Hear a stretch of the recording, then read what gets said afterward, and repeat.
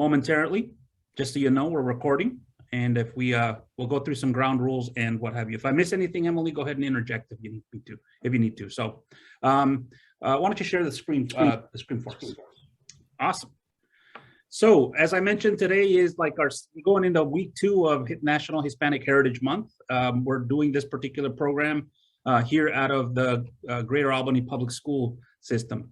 For those of you who would like to hear this in Spanish, we have our intrepid interpreter, David Jazmin, who is going to translate, and you could see that little audio setting in the on the screen. If you want to actually click on the interpretation at the bottom of your screen, you could hear it in Spanish, and David will be doing that. David works out of the Welcome Center, and we're eternally grateful to his skill set and ability to actually to do this for us. So we're really, really happy about that. Gracias, David, por tus apoyos y asistencia en interpretar todo este programa.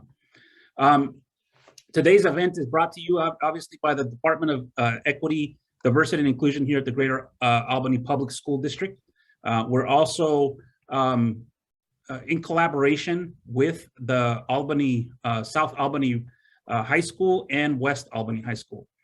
We are very, very pleased and grateful to the Albany Public Schools Foundations and the Central Willamette Credit Union, who have co-sponsored the event today and actually helped provided generous support to this program that we're actually enjoying today. So thank you to them. In that vein, we're going to go ahead and hear some words from Albany Foundation, Albany Public Schools Foundation, with a little bit of an advertisement, just like you would be at a movie. So why don't we play that, Emily, for the group?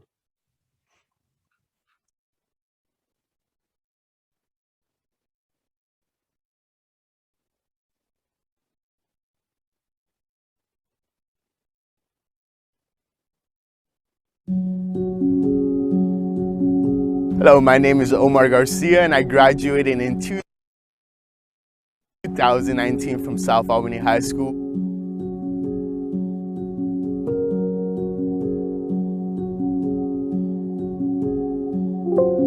I was awarded a scholarship from the Albany Public School Foundation, which has allowed me the opportunity to be a first-generation college student.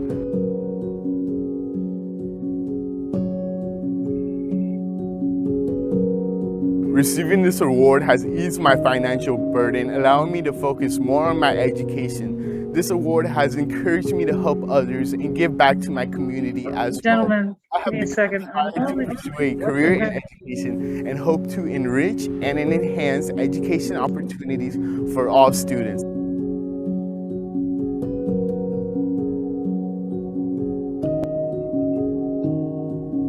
Every child deserves the opportunity to succeed. Therefore, if you have the chance to help provide a scholarship, I strongly encourage you to do so. It will make a difference in the lives of the young people. Together, we can help empower and ensure our students prosper. Thank you for investing in the future of the youth.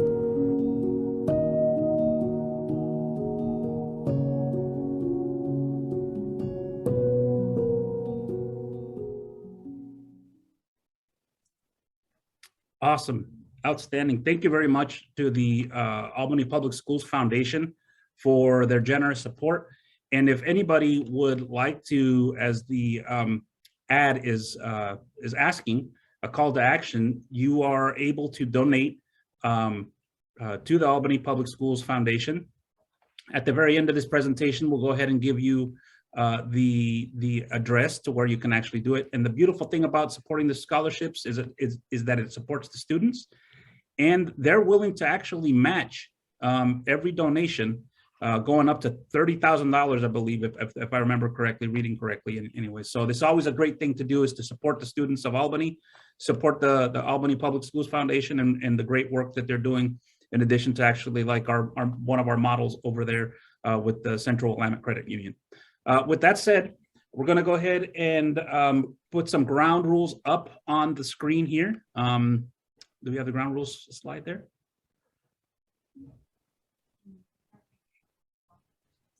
Okay, so what I want folks to actually think about when it comes to the ground rules is actually, I want folks to, more than anything else, be respectful of the space, be respectful of one another.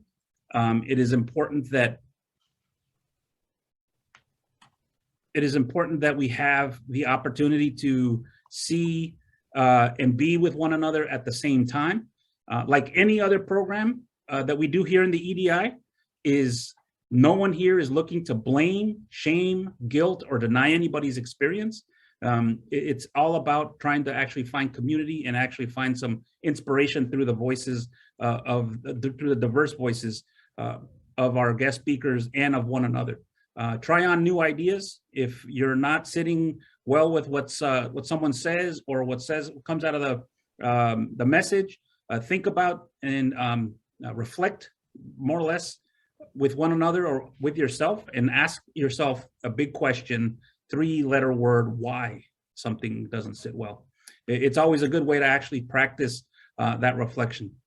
With that said, I hope we can all agree to those tenets. What I want everybody to do, if you have a question, please put it in the chat. All right, put it in the chat. Emily will be monitoring the questions. Mute your mics if it's not muted already.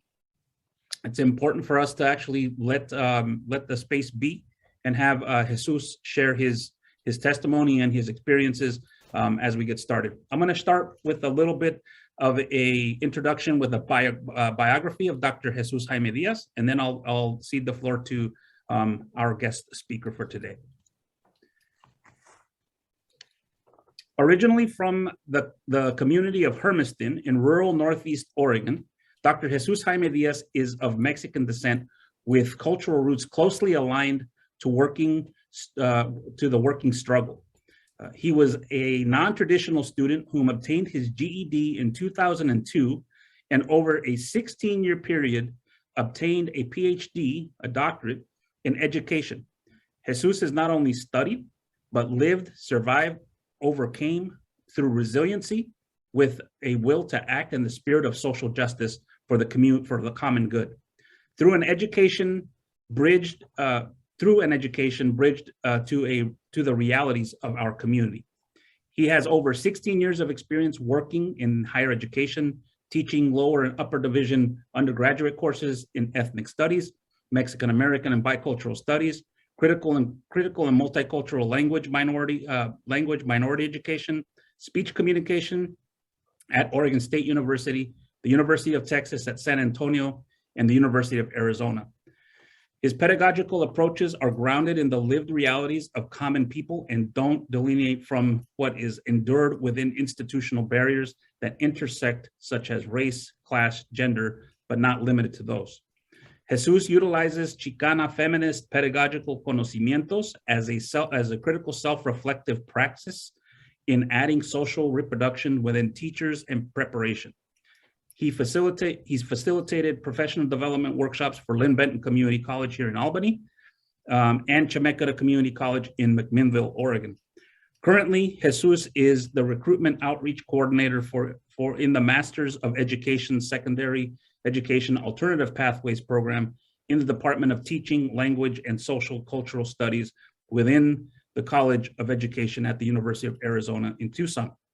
He identifies and recruits undergraduates that have graduated to get their teaching certification and master's degree.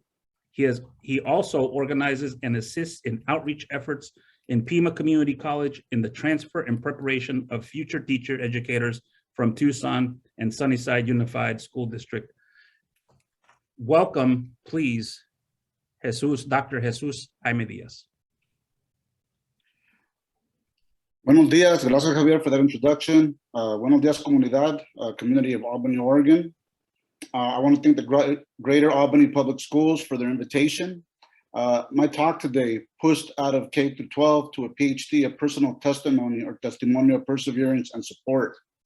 I want to start off with what a testimonio is because it's something that connects to us very culturally and not just amongst Mexican American culture, but along many, many cultures where we share stories. We share stories of struggle to overcome.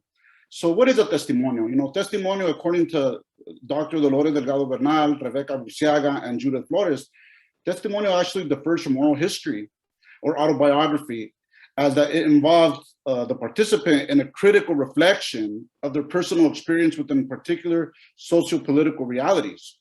According to Kalina Bravek, like other persons in less powerful groups such as women, the working class, people of color, and indigenous people, LGBTQ community, and so forth, they are more likely to experience solidarity and survival through the relationships and to construct a self that is embedded and indistinguishable from social relations.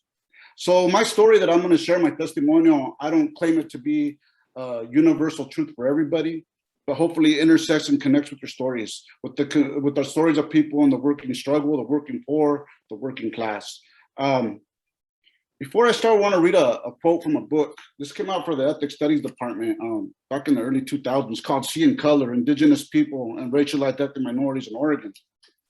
And I want to read something because it has a trickle effect on the way power is manifested in the state of Oregon. So bear with me real quick. Governor John Kitzinger spoke of the shifting priorities within Oregon in 1996. School districts will cut hundreds of teachers. We will be hiring 1,000 new prison guards. So we won't be teaching your kids, but we'll be guarding them well. I'm a product of the 1980s and 90s. And what I lived was what far so many people lived, a despair, a hopelessness in the state of Oregon during that time that has continued to evolve in different aspects today. So I'm gonna start off with my story. My testimonial starts off before I was even born. My mama, en paz descanse, may she rest in peace, and my dad were immigrants from the states of Nayarit and Durango, Mexico, born in the late 40s, early 50s. They worked in the rancherias, the ranches of Mexico, no running water, no electricity. They tended to maize, to corn, to their cows, to pigs, to sheep. That's how they survived. Like many other immigrants, they migrated to the United States. My dad came first. He was in Florida picking oranges, California, to eventually made his way up to Oregon to work in the fields. And he ended up in the town of Hermiston, eventually in the potato fields. At the time, there was a lot of potato and still trying to come back somewhat, but that's where he ended up. My mama, she left her homeland and she made her way up to Oregon eventually. And they met at a strawberry field, ironically, that's where they met. And my mom went through a horrible experience. She ended up crossing through, I believe it was Tijuana, if I remember correctly, and ended up with the coyote against her will in Oregon. And you can only imagine what my poor mom went through up there. And my dad eventually took her away from the coyote, the human trafficker, the smuggler. And, you know, it should have been a good story. They got together. I was born a year after in 1979. I would be the oldest of 6 children. Growing up in rural northeastern Oregon, I remember as a kid playing with my brothers, my sisters, the music, the food, the enchiladas, the banda, the norteño, the mariachi. I mean, that was just the culture that resonated with us. And it's so important for teacher educators to understand where students come from, how they grow up, what moves them, what moves the spirit, what moves the heart. I mean, the alegría, and to use that to learn. One of the most important things, right, especially in funds of knowledge research that they do down here in Arizona, the importance of using culture to mediate understanding and grasp some concept and grasp knowledge. So that was a really important part of my life. Probably one of the happiest times of my life with my brothers, my sisters playing around, going to a field, playing whatever. And then school started. And I remember my first day of kindergarten, I cried. Like a lot of kids cry when they go to school. I remember I wouldn't let go of my dad's leg. My dad had to like remove me. Like I wouldn't let go. I was really, really scared of going into school. No one looked like me. At the time, there wasn't very many Mexican Americans in Hermiston.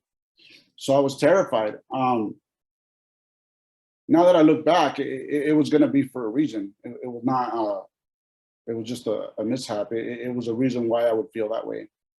Growing up, 1985, when I started school, my first grade year, I remember my first grade year, a kid got paddled. It was terrifying. They still did a corporal punishment.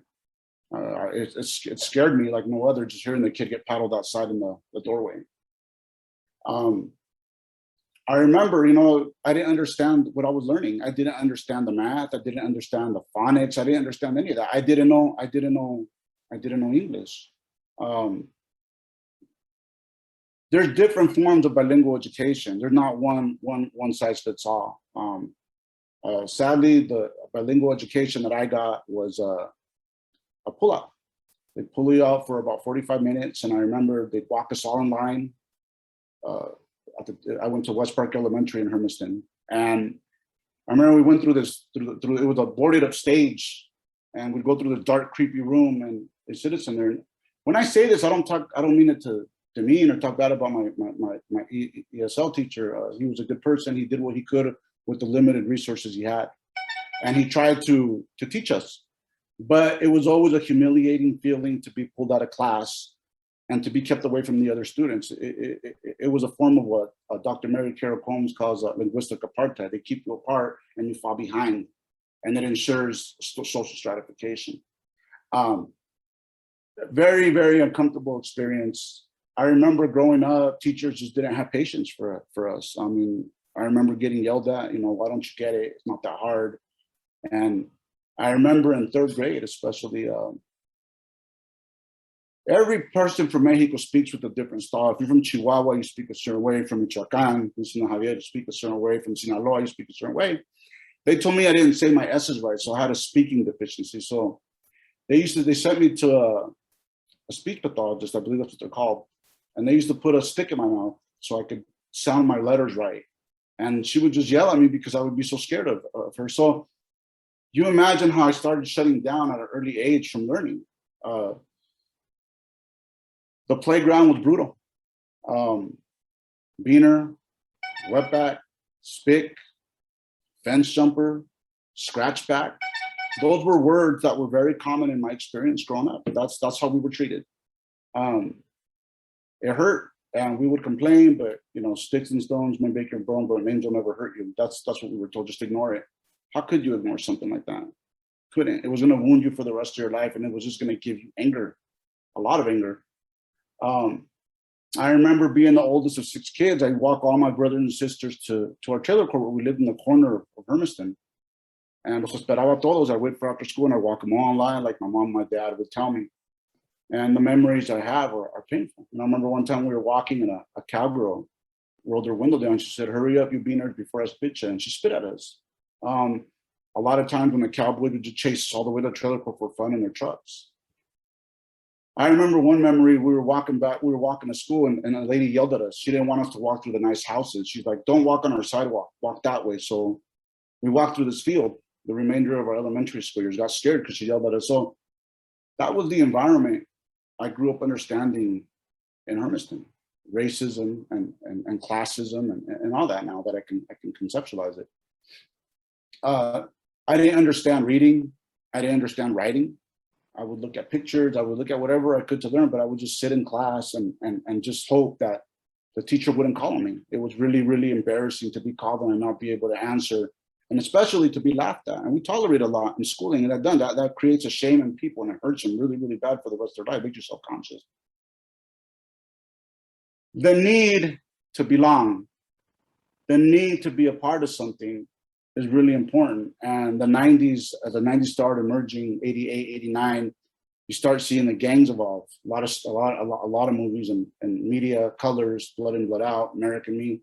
And we saw ourselves in those movies, and I wasn't from historical gang world. I was from Hermiston. I was born and raised there. During that time, you see a lot of people from California migrate up to, and immigrate up to Oregon. So automatically you start seeing the gang culture turn into a reality in Hermiston. And we all started flying our colors and thinking we were something that was not. I guess you can say we were wannabes, but that has its limits once violence starts. The anger we had, we started venting it on each other, fighting our own childhood friends from different sides of town, different schools, and it got out of control really fast. The gang life took about 10 years of my life. And with that came a lot of consequences, a lot of run-ins with law enforcement. The police didn't like me and I didn't like them, and I'll say we didn't like them. It got really ugly. Everywhere you go, they pull you over. They check you for tattoos. I don't have one tattoo, and they would always check us for tattoos. It was a terrible time. It was a scary time. The violence was every week. And sometimes every day. You couldn't go to the store because wherever you ran into people, they try to beat you up. And that was my life through middle, high school. My parents divorced when I was 14 years old, and that had a really tragic event on my life because our family divided in half, and it was tough. It was tough when my parents divorced, and recently I revisited how hard that was on my siblings and I, what it did to us, always being involved in domestic violence, my parents going back and forth.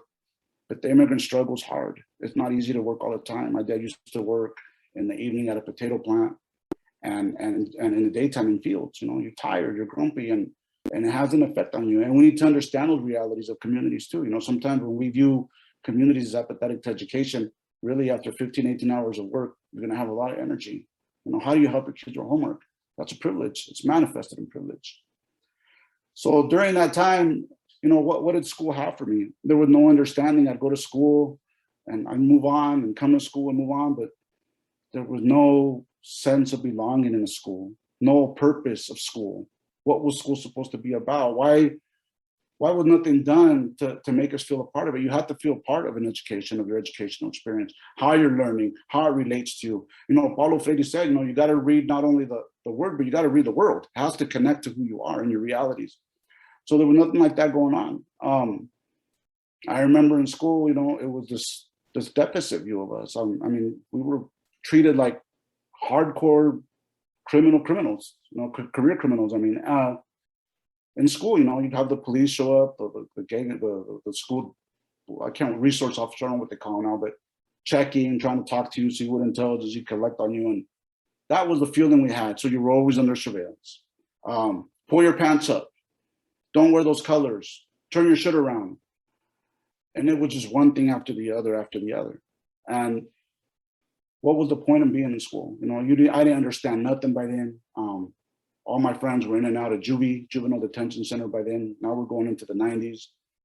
And I remember I told my mom, Mom, I don't want to go to school no more. I go, there's no purpose for me there. I just feel stupid there. I don't feel like I belong in school. And what should I be doing in school? What's the purpose of it?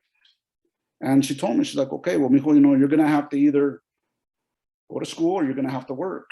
I was only 16 at the time. So it would have been my junior year, starting my junior year. I may have had like 5 credits at the time in high school. That's all I had. I had no more, and they were all in history, if I can recollect correctly. So she got me a fake green card, and al fin, I ended up working out in the fields in Hermiston. In the Hermiston area, I would work in the potato diggers, digging potato, planting potatoes. I'd go into the factories, just really scrawny kid, 16, but with the fake green card, and just doing a job here and there. I do a job for a few days, I'd quit.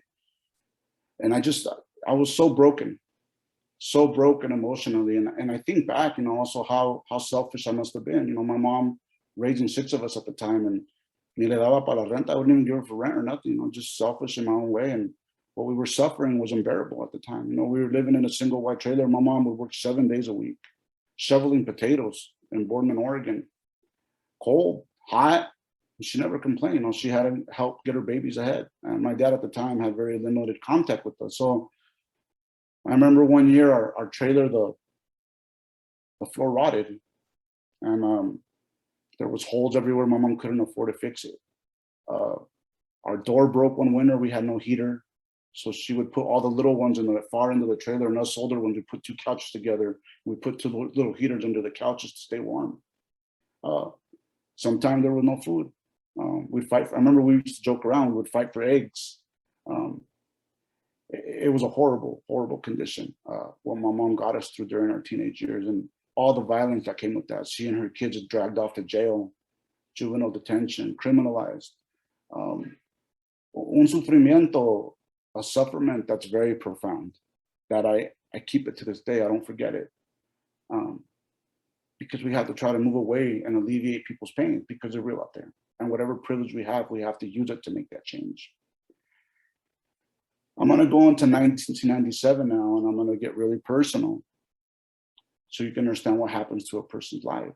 In 1997, I should have graduated from high school. And how was I ever going to graduate with 5 credits? And at first I didn't care. I was like, they don't like me and I don't like them. And that was my attitude, good macho. And, but it hurt. It hurt when my class graduated and I wasn't able to get my mom a high school diploma. I don't know why it bothered me, but it bothered me. It hurt me intimately. So that summer, I wanted to coat the pain. I wanted to act tough and ignore like it didn't hurt, but it did hurt. And that summer, one of the most traumatic things that happened to me in my life, and actually that's not even close enough to what's happened. I met a woman, a girl. I was 17 years old at the time. She was 14. If you're not teaching students that 14 and 17-year-old is statutory crime, you should. It's really important because it is a crime. And at the time, if you were a freshman and you were a junior, you could talk to girls, or you were a senior. There was nothing wrong with that. Well, that summer, I was arrested. I was accused of statutory rape. I was convicted of a statutory rape in the 3rd degree. I never even, had nothing to do with the girl to that extent, but I didn't have legal representation. They threw me in a juvenile detention center. I was looking at 10 years. They were trying to convict me of a higher crime, and I had no way of defending myself. We were poor. I got released 2 months before my birthday, and they told me, you plead to a rape in the 3rd degree or you go to prison. And I was terrified. I didn't want to go to prison, so they convicted me of a rape in the 3rd degree. My mom and dad were not even there when I signed anything. They just took me in, and that was it. I suffered that stigma for 7 years. I didn't really know what I had done. It made you a sex offender. Every year you had to register. It was the most humiliating thing, to be called things that you were not, when you knew very well that you had not done that. 7 years later, that would get removed from my record. So they couldn't even find it no more. It had been so long before that. But that memory, I never forgot it, because I know how law enforcement can persecute you, especially when they have racist intent against you and classist intent against you. I never forgot it. So that's how I turned into an adult going into 18. Completely broken, no education, completely feeling like you were nothing. I was able to land a job at a Walmart distribution center where I worked for 8 years. I would throw boxes. I would haul freight on a pallet. I would be on the conveyor belt. I would be on stock pickers up in the air, throwing boxes. Sometimes at 3 a.m, I would start work. Sometimes at 4, sometimes at 5, 12-hour shifts, 10-hour shifts. And that was my life. I take a lot of criticism now because people think that I believe that education is above. I'll never say that. What I tell people is this: if education breaks you and makes you feel like you're nothing, then it's wrong. If someone tells you you're not college material, that's wrong. That's not correct, and that's not accurate. Okay? We all have the right to get an education, but your self-fulfillment can manifest in different ways, but it shouldn't be at the expense of how you feel about yourself, because that's what education has historically done. So when I look back, what did K through 12 do for me up to that point in my life when I turned into adult? I guess I've already explained it to many of you. I mean, there were some teachers that would try to help us, at-risk students, but there was never a genuine empathy to understand what we were suffering, how we felt about ourselves, try to mediate the conflict in our community. There were nothing any of that. We were going to be prison chattel. We were going to be, and that's when we talk about the school to prison pipeline. This is what happens. This is really a way that it happens. It's a testimonial of what really happens in the school to prison pipeline. What I wish teachers would have done, in a sense, is to value people like that. Why do students unite? I mean, because it's culture. We like to be together. How do you use that in engagements? I've seen some of the most devious things in higher education compared to the things we lived through when we were kids. How do you value culture in a schooling environment? How do you incorporate it into your learning experience in your classroom with your students? How do you make that change for students in the classroom? Their language. A lot of times, one of the main problems that students have, we call it language barriers, right? Because you have an accent, you don't sound smart, or because you have an accent, you got to speak correctly. How does race play a role in that? If it's a white Anglo person from Tennessee that's Cajun and has an accent, is that really a big of a deal? No. If to the Latino person, or it's to the Arab person, or the Chinese person, or so forth, it's manifested in how we look. So valuing people's language, valuing people's culture, valuing people's identity. If students want to stick together, how can you turn them to something good? How can you not move that into a sport or into a club or argument or rhetoric or something where students can get engaged and use that passion they have? How do you transform it? Transformative resistance, some of us call it. But a shift in consciousness is actually very much more important. How do you use those tools that students want? Because it's culture. You know, Javier will tell you when they ask you go to Mexico, there's like 10 people on a corner drinking sodas and eating chips. It's the way it is. People are always collective, and that's how they like to use it. But here, it was gangs. No matter what, it was gangs. So that's something that could have been used and implemented early on in my schooling experience. By the time I turned 18, so I had not finished school. Not even a year and a half later, I got convicted of a Class A felony. A guy hit my dad in the face, and we went to his house looking for him, and it, you know, and made another mistake. I was on my way to becoming a prisoner. There was no other way. On probation as a juvenile, on probation as an adult. It was a dark time. I thought more than likely prison's gonna be my home sooner or later.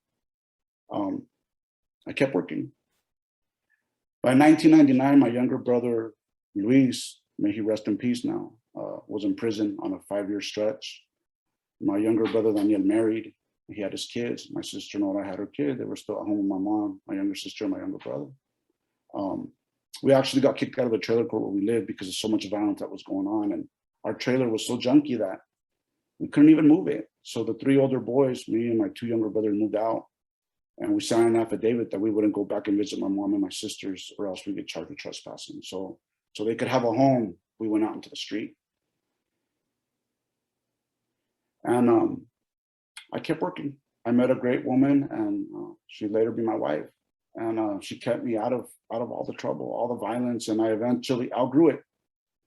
There was no initiation out of gangs or anything like that. You outgrew it, and I kept moving forward.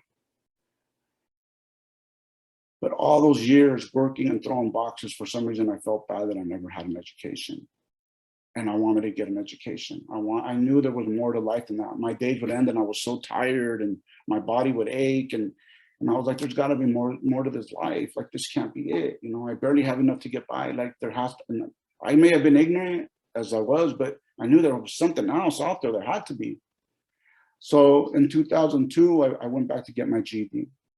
And the year 2001, I'll never forget it because it was one of the happiest years of my life.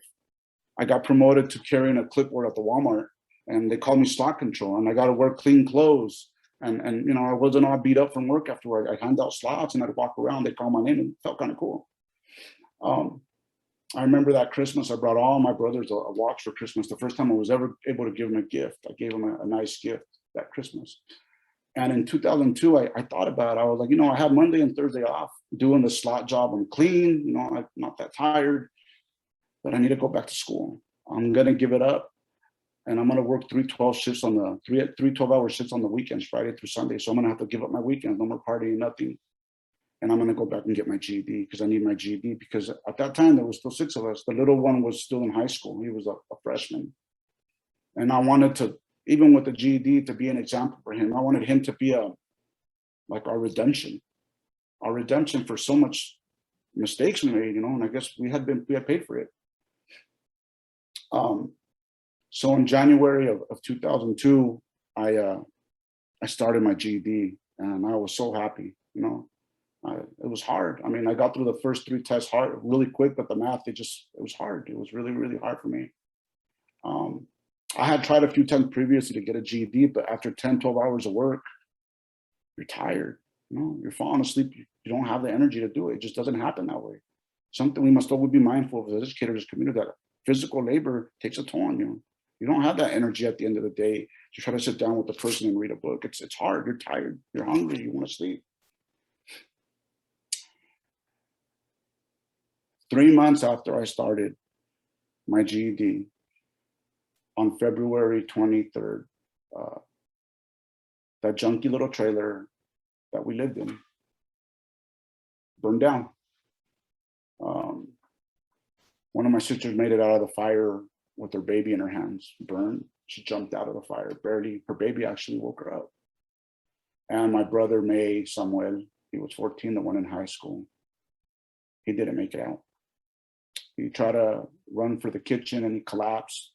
you know, Malayas a la pobreza, you know, gang, you know, poverty. That door didn't even lock, so they had a board to lock it at night. He tried to open it, he couldn't, panicking, and he died. I got the call and I went over there, and you know, in this world, we can change anything almost. I mean, but death, you can't change it. And I remember I kept walking up and down, pacing, like, oh my gosh, you know, like life was finally supposed to get better. Finally, life was supposed to be a little bit better for my family. And now look, the baby's gone, and I could see him dead, you know, through the kitchen, through the window, and the police were there, and everybody left. I mean, one of my friends did, and they brought his body out, and I went up to the body bag and I hugged him, and he was all, you know, his face was dark from the smoke, and I screamed. You know? He was still warm. That's the last time I felt him warm. And part of me died that minute. I was like, oh my gosh, you know, like, you know, why wasn't it me? Why did it have to be you? And I remember the police were there. You're starting to see all the problems with law enforcement. And I'll never forget the look on their face. They just like smiled, like, this is what you guys get, you know? And I remember one of them even came up to me like after that. He's like, hey, Jesus, he's like, keep the homeboys in line. And he like shook my hand. Yeah, I was like, man, how can these people be so inhumane, man? Like, after that day, the next day, I remember I got the clothes to bury him, and we had to find my mom in Mexico. She was on vacation. We found her, brought her, and we buried my brother 2 weeks later. I didn't know how to feel the few days after that. I honestly wanted to just roll over, and I wished I would have died, but God had a different plan, apparently. When we buried him, I made him a promise, because right before he passed away, he wanted to be a beaver. I knew the caps, I knew the hat, that duck symbol, but I didn't know what that exactly meant. But I think, like, I want to be an Oregon State Beaver. And I was like, okay. I go, if you do that, you know, I mean, even the better for us, because now we're just mess ups, you know, we're screw ups. So when we buried him, I promised him that I was going to be a beaver for him. I go, you know what, bro? I go, I'm nothing. I'm a criminal. I'm ignorant. I don't know how to read. I don't know how to write. I don't know how to count. I don't even know how to talk, supposedly. I go, but I promise you, man, like, no matter what, I'm going to do it for you. And I'm not going to stop. I won't stop. I'm going to do this for you no matter what it takes. I'm going to do it.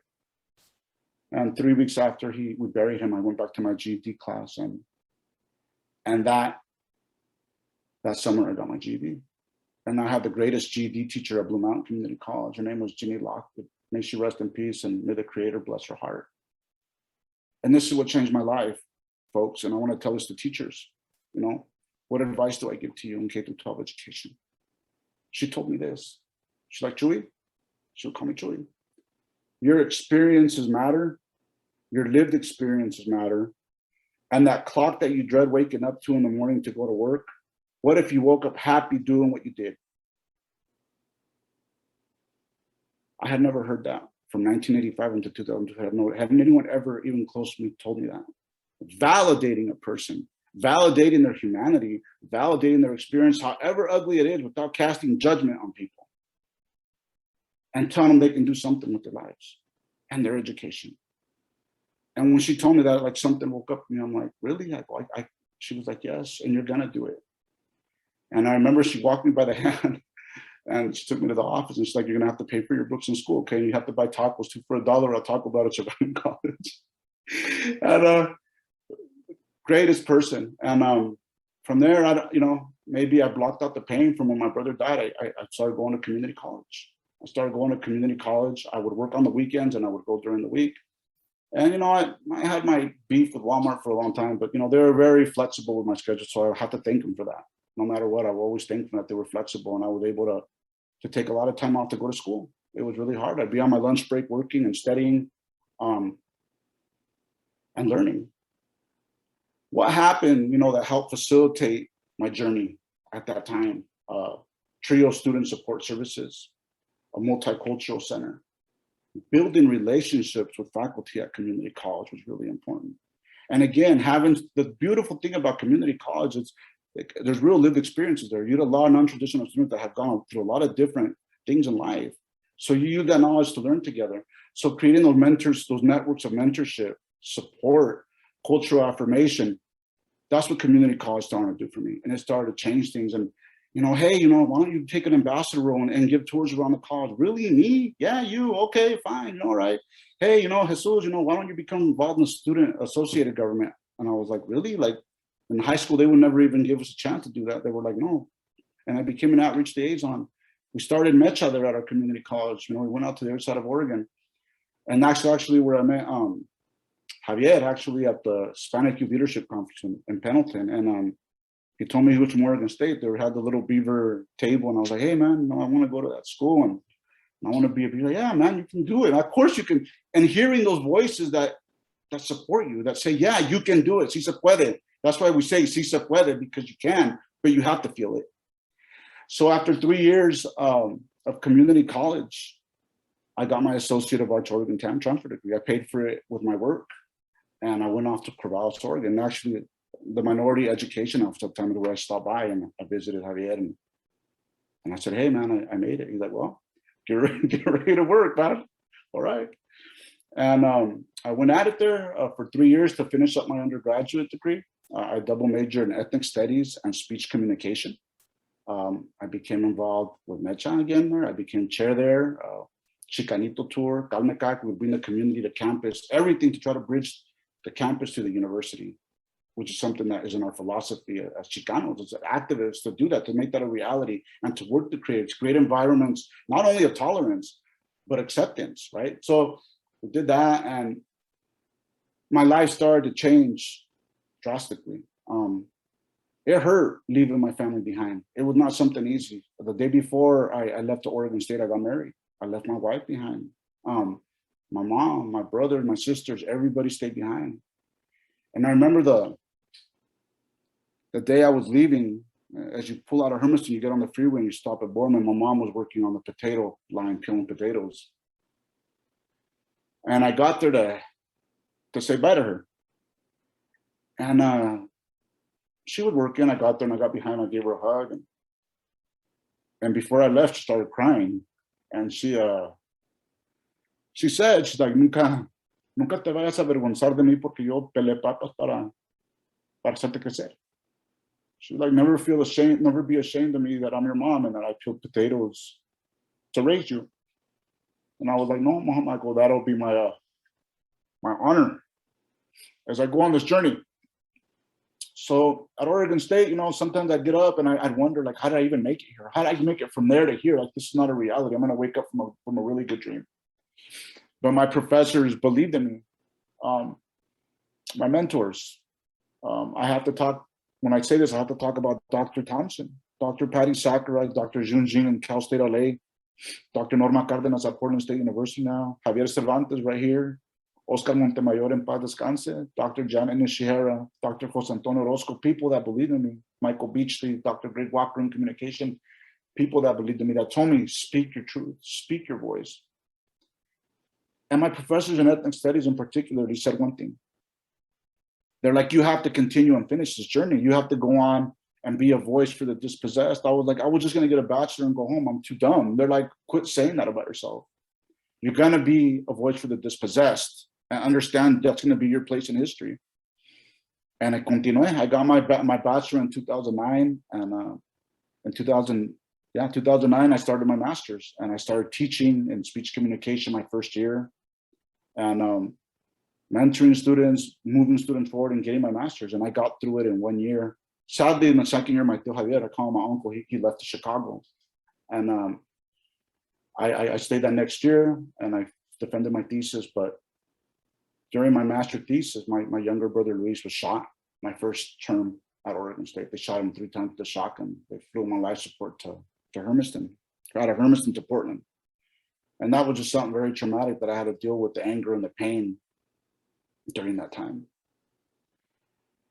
I got my master's degree and my professors were like, you got to continue. And I was like, I'm tired, I can't. They're like, no, you can do it, Jesus, do it. You have to be that voice. So I applied for PhD programs in 2011. I was accepted into Oregon State, University of Oregon, Arizona, and Texas. And I thought Texas would be the best place to go. A lot of people connected from my experience there. So I flew out to San Antonio. And I remember the first night of class, I called Javier. I go, hey, man, Texas is weird, man. And I called him. He's like, yeah, well, Chicanos change from place to place. It's all right, you could do it. And I went at it on my PhD teaching. I was mentored there by Dr. Josie Mendez-Negrete, who has been a lifelong mentor. We have published a lot of work together recently, and I learned from her. I wanted to be a Chicano feminist. I wanted to be an ally to women. I didn't want to have this macho, rusty armor that I had always covered myself with. And so I started TAing there, taking my coursework, and it was hard. Texas was different. I had never really been out of Oregon. Except when I went to Mexico a few times. So it was a really big culture shock. The weather was different. It was humid. It was hard. But somehow I knew I wasn't going to finish in Texas. How I knew it, I don't know. I just knew it, and I reapplied at the University of Arizona that first year. The second year, I continued my coursework, teaching. I was doing so good. I was ahead of it. I mean, it was a great experience, and I was feeling a lot more confident in my graduate preparation. December of 2012, I went home for Christmas. And it was cold. I got home and I went to go see my brother Luis, the one that had shot 3 years previously. I gave him a hug, and he had been recovering from his wounds, but he could barely walk. But he had gotten a job at a factory, and he was losing a lot of weight, and very happy with his 3 little kids. And I remember that morning, it was the 22nd. I went to visit him. I gave him a hug, and we were supposed to meet up later that night for a drink, for a dinner, something. And the next day, I drove by his place, and there was police cars there. And I told my wife, I go, look, there's cops there. I got to go see what happened. Something happened. Because I had seen yellow tape at a trailer court next door. I go, oh my gosh, this is not good. And I went over there, and I got there, and my little nephew, Sammy, came out crying. He's like, my daddy's dead. And I was like, don't say that. I go, that's not a joke. Don't say that. I got mad at him. I didn't want to believe it. And I walked in, and the detectives were there, and my sister-in-law was crying. I go, what's wrong? What happened? And the police, they were like, your brother apparently was murdered last night. His body's across the street over there. And my life crashed on me again. I ran out screaming, and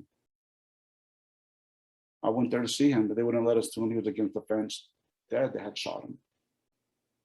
And the tragedy behind that's even worse. But I thought, this is going to be the end of me. I'm not going to be able to do it no more. I saw hate again, how I was. The police, some of the police there, they goaded my brother's death. They didn't like it. The prejudice is so extreme there. I wanted to quit. I wanted to give up. There was no point no more in getting an education. What joke of thinking that I belong in this place is what kept plaguing me. And I'm not gonna lie, I wanted to hurt somebody. I was mad. They put unbearable pain on my family. But then I remembered Javier, Dr. Thompson, Patty Sakurai, June, Orozco. And I had to continue and keep going. And I had to challenge statistics. And I had to be a counter narrative for my people. And for all people that come from the working poor, people that come from the working class. I had to be that counter narrative. And especially everything I had lived up to that point. So with the broken heart, I jumped on a plane and I went back to Texas. I got sick right when I got there. I got covered in shingles, and I was like, I'm gonna keep going, I don't care. I couldn't let people down. The communities I had built, I knew there was a high expectation of me. The support they had given me, I had to continue. And that's something we have to do, is build those support systems for our students. Academia, schooling is very rare here in this country. It's very difficult for people that come from different cultures. We have to build a support network. In March of 2013, I got an email from the University of Arizona that I had been accepted again. And it's not easy to walk away from having all your coursework done in a PhD. You take a really bad beating to get a PhD. But I decided I was going to take my chance and leave and go to Arizona. And I'd rather come over here and hook up with the activist community and the ethnic studies struggle, and something that would just keep my heart going, because I wanted to quit. I didn't believe it anymore. There's no point no more. And I packed my things, and against all the advice, my mentor, Josie Mendez, but she was like, if this is your choice, you're gonna have to do it, but you can't give up. And I was like, I won't give up, I promise. And I got here to Arizona, and 5.5 years later, I got my PhD in 2018. I taught, mentored, did everything that I emulated from all the people before me on my path, on that journey. I emulated that journey, and I did it. So in 2018, I graduated. I was hooded. It was the greatest feeling to have pulled off a PhD in 16 years. And I went home for a few months to Corvallis. I taught online.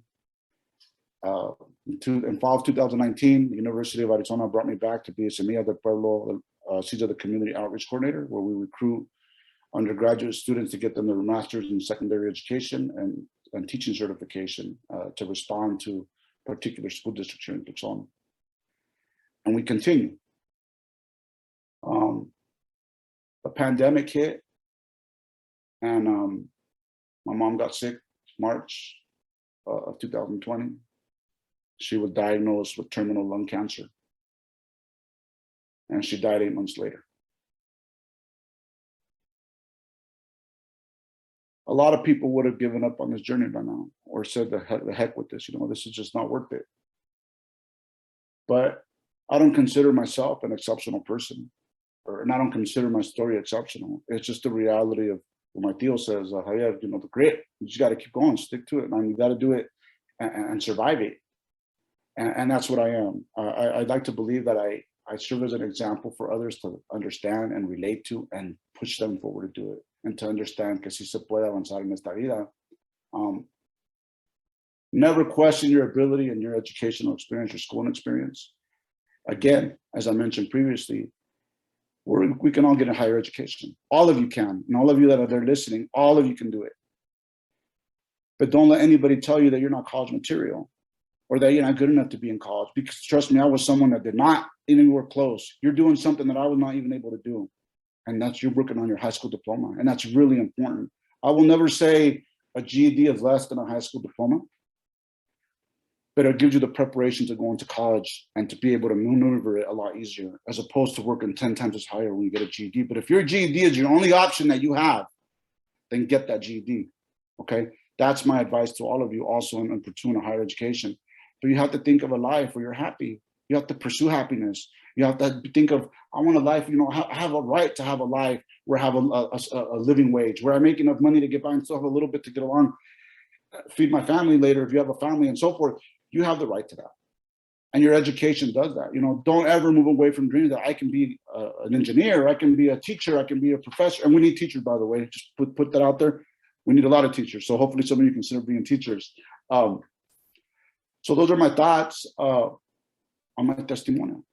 What it took to get an education, and may such stories as these connect somewhat, intersect in your lived experiences, what you're going through with your families, with your communities, and you choose to be that change you want to see in the world.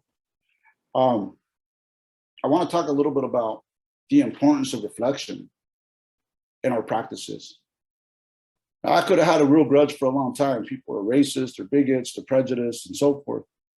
But you know what? We all carry our views of people. And what I teach and my approach is what Dr. Josie Mendez taught me. And that's pedagogical conocimiento, self and other interaction, right?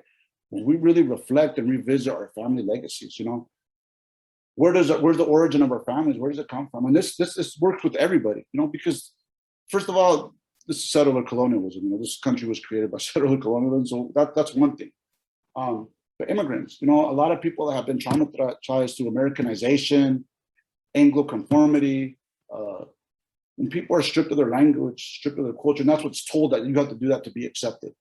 What hurt has that created generation after generation? So we have to revisit the legacies, right, of immigration of our students, see how far they can trace them back and see what happened, and place them in that time to understand, hey, was this correct, what was done? What kind of harm could have been inflicted here? And what are the consequences in contemporary times of these ideas, right? We have to interrogate language, right? What language did we have? We're one of the few countries in the world that punishes people still for speaking a second language, right?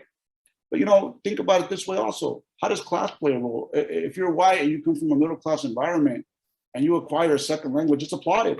Or if you're a poor Mexican, they tell you don't speak Spanish. So we have to ask those questions. Where are the contradictions in that, right? How can language be a tool for us to learn from, a bridge to learn to other communities? You know, we're in the Americas. Spanish is in South, Mexico. It's a language of business. We have to see it as an asset and raise it, but not just for business, but for the heritage, the rights of second language speakers, of heritage language speakers. So that has to be in place as well. We have to remember our work origins. You know, how do we look at people? Right now, you know, the issues with immigration, people that work out in the fields, we dehumanize them. You know, they put the food on the table. You go to Safeway, I don't care where you get your food. It comes from a tomato, from an apple, people work hard for that. We need to value those people, and all of us have our legacies of the working struggle. We have it. We need to reconnect with that through pedagogical conocimientos, to reflect on that, you know, act before we think, how we treat people. We should value people as contributors, value the principal, just like you value the janitor out of school. He's cleaning for you. He's doing something. He's providing a service for you. But a lot of these ideologies, we've lost them. The humanity, we have lost it in society. And we need to reconnect with that, to heal and to bridge together and to heal together. We have to cultivate that. We have to look at education. You know, people that have had legacies of education, what's your privilege within that? It gives you an advantage over a lot of people. But some of us that are just barely acquiring an education, we have to look at the struggles of our parents do on a daily basis and be like, you know what? Well, my mama, my papa suffering, I have to hold on to this, and I have to make them proud of what I do, happy for what I do, and I have to honor their legacy, and I have to get an education for them, or whatever it is, whatever trade I choose to do, but something that makes me happy, that they see a smile on my face, and maybe someday I can even help. And those are the messages we have to leave behind, because it is about healing. It's not more about confrontation. Sometimes it happens, regretfully, but it is about healing together as humans. But understanding how race isolates and marginalizes people, how class isolates and marginalizes people, gender, sexual orientation, all those different issues that hurt. We don't want no one to hurt. That's our objective as educators. That's what I do with my students that I teach. That's what I want them to do. That's what I want them to cultivate a critical empathy, not because you feel poor, but feel that people are poor. All those poor people, we don't need that. We don't need that. We need people to be aware of what's happening in our communities, right? We need them aware and act and try to interfere in those barriers, right? It's important to do that, to make that change. We need to have the compassion, the critical compassion to act also. So thank you very much for listening. I will take your questions now. I wish all the very best in your schooling experience. If I can ever be of help, please reach out. Javier has my contact information, the mentor. I'm in Tucson, Arizona. Miss Oregon dearly. This is where the creator wants me right now. I'm thankful here to my community, Dr. Rick Orozco, really good mentor of mine, one of my chairs, Dr. Mary Carol Combs, for their unconditional support, Department of Teaching and Social Cultural Studies. Anything I can do for all of you from down here, please let me know. I will always be there. Gracias. Incredible, Jesus. Thank you for the vulnerability. Thank you for the strength, compassion, your decency, and caring. Frankly, you're caring for us and for the students that are listening to this message. I went up to my wall here because I have this in my office, and you may not know this, but I have this picture. See, what you're looking at here is a reflection in humility and a reflection in gratitude. Jesus told me when I met him in Hermiston, or in Pendleton, actually, at Blue Mountain Community College, that he was going to be a Beaver. And he showed up in my office. Hey, I'm here. And like he said, yeah, you're gonna have to go to work. Where are you gonna go? It's like, oh, I don't know. I just showed up like a couple of days before, like almost a day of school. And I'm like, híjole, dude, you're gonna need some education on the culture of how to do college.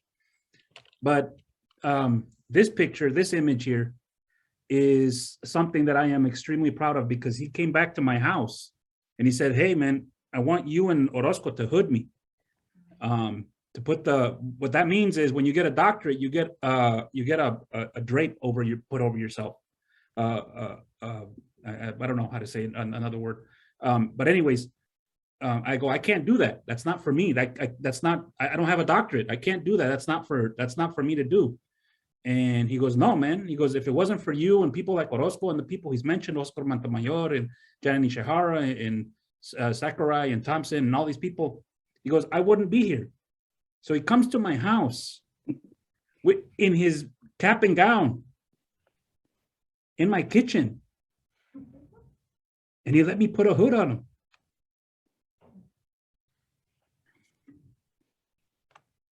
Thanks, man. Incredible speech. Thank you. So questions, put them in the chat, or you can ask them here. It's an opportunity for us to get to know Jesus a little bit more. We got about 10 minutes to go, and we'll go from there. One of the questions that I had for you, Jesus, you talked about deficit views that sometimes we have, or that sometimes Latinos have, right? And this deficit mentality that we're not good enough, right? That we're not good enough. What can schools do to actually encourage the positive assets that Latinos have in the classroom? What can our teachers do, regardless of your background? You don't have to be Latino to actually to be giving the assets that we have, the positive strengths that we have. What can schools do in the classrooms? So the first thing, I'm going to use this metaphor, and thank you for that question, Javier. How do we move away from deficit views of what we perceive as difference? And the first thing we have to think about is threat, right? This is different, so this is scary. Imagine when a neighbor moves into your community. If you go up and you shake his hand and take him a pie or something, you start building, cultivating a relationship. So the first thing is to remove away that feeling of foreignness to our students. Like, no, you're part of our community. We need to give you the resources to build you up and to incorporate you into our community. You have what it takes. That's the first thing. To moving away, like I mentioned earlier, the first thing is language ideology. It's what affects many of us. How we speak, that's the first thing we need to deconstruct. That's one of the main things of inclusivity. Okay, inclusivity is language. That's the first thing that makes us, them, other. That's the first thing we need to do. How can we learn from it? How can we learn from saying the word ranch and rancho? Words that connect. How can we learn together? That's the first thing. You have to make that person feel included and they're validated. Their culture. And I'm not just talking once a month out of the year. I'm talking about how can we use culture on a weekly basis? How can we use different? You have to learn your student population. Like I mentioned the conocimientos a little bit ago. You have to learn when they come. How do we incorporate culture? How do we create a teacher-learner relationship, right? A student-teacher learning relationship where students actually are able to use their way of being, their way of understanding the world for us to understand them and to see them in a positive limelight instead of foreign or instead as a threat. So that's the first thing, validating those experiences, including them, and not just once a year, but let's start learning to really share our ways of living with each other to build a healthy community forward. Thank you for the answer. There's a question here from Patricia Martina. She goes, first, thank you so much for your sharing your story. She says, very inspiring. She says, as a parent, how can we place that seed of ambition to achieve the dreams of their students, of their children? I went back to how schools, sometimes schools don't like to take responsibility when students are failing. The students that are failing, number of the schools. We have to be welcoming of our families. Parents never feel welcome at school. They're actually always very threatened. I'm just going to use my example. When people come from Mexico, Mexico, only the wealthy get an education. And usually those people are the ones that mistreat people that don't have an education. So when I'm using that example, is schooling can be very intimidating for a lot of people. These are people that are educated or not. We have to deconstruct that. We have to build those bridges. Like, how can a parent come and start building those relationships in the classrooms with his teachers? How can we welcome them? Maybe I can do a home visit. How can we do something on the weekend? Or how do we start learning when parents' days off? We have to learn our community. How can parents create that ambition, plant that seed in their students? I really believe it's really support, but it's support where we tell our struggles, what we're going through on a daily basis as parents for them to have a better life and that we love them. And even though we may not understand, if we don't understand I'm not assuming that we don't understand what school is. Some people do, some people don't, because they never were given that privilege when they were growing up. So always support him, saying, I want you to be happy. I want you to do good. I want you to help your community. I want you to never forget what we've gone through for you. And always tell the stories of your struggles to your kids. Porque en esta sociedad, in this society, it's all about individualism, and we've lost the connection with the collective, with what our communities go through. So always that encouragement of what you're going through, always reminding your kids what it takes for you to raise them and why it's so important for them to do something with an education, what they can do with an education. If it's a trade school and it makes them happy, that's cool too, but it should not be because they feel less than that they can't do it. So we have one last question here that I have, Jesus. Well, actually one comment that we had. So this was from Phil Shapker. He says, thank you so much for speaking. He said, we need to go to lunch, but the students were glued to the screen and really appreciated it. And that's basically how I want to wrap this up. Emily, if you wouldn't mind sharing the screen, but Jesus, you have truly had quite the journey, and you've shared so much of yourself. Go for it. Theo, somebody asked for the book. Remember the book that the Ethnic Studies Department wrote? There it is, right there. See in Color. It's called See in Color. Indigenous people and racialized ethnic minorities in Oregon. Yes. Yeah, that's the book. Excellent. Okay. Thank you. So, so I want folks to. Can you go back to the fourth slide there, Emily? I want folks to be able to check it out, and follow up. It's going to be a very, very, very hard thing to follow up, Jesus. But I'm going to try to do that on October. Oh, I'm sorry. Go back to that one screen before I get to that. So I want to actually again say thank you to both the Albany Public Schools Foundation, Central Willamette Credit Union.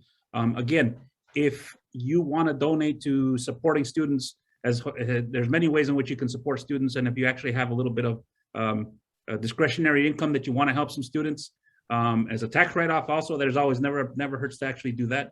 You can actually donate to Albany Public Schools Foundation at albanypsf.org, and they'll match your donation up to $30,000 for scholarships to actually help students overcome some of the challenges that Jesus has described today. Next slide. So this is, so mark your calendars for the next coming event. As you saw today, today we started at 10. We're going to start the next one at noon.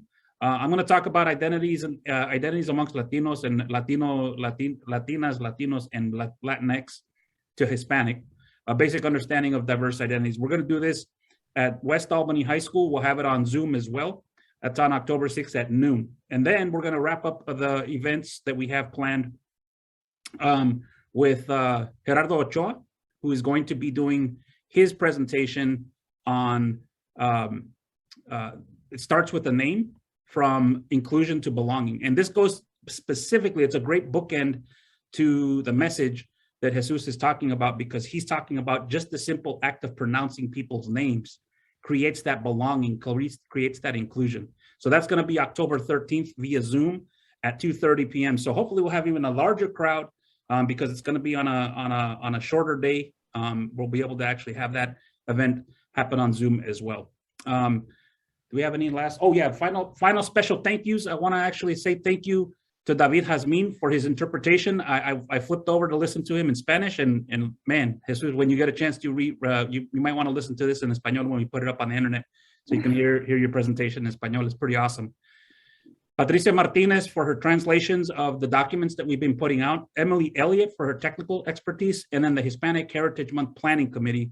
Too many to name here, but all thank yous to every single person for doing this. With that said, Jesus, enjoy the pleasant weather that's coming your way down in Arizona. It just had a massive rainstorm over here up in Oregon, which was pretty cool. With that said, we'll see you all when we see you. We'll see you next time. Bendiciones, cuídense mucho. Gracias, Jesus.